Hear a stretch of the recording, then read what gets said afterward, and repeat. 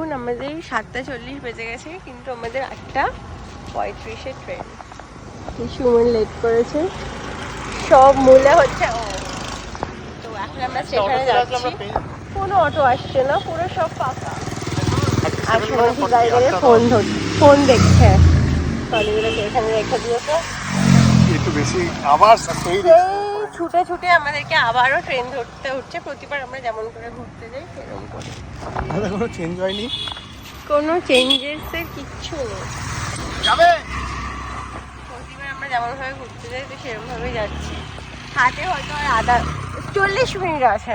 সত্যি আমরা নাকি দার্জিলিং, আমরা নাকি সান্দাকফু যাচ্ছি। কোনো ঠিক নেই। এই তো একটা অটো চলে এসছে আমাদের, ওইটা পিছনে জায়গা হয় এই তো অটো পিছনে জায়গা আছে। হ্যাঁ পিছনে 3 জনে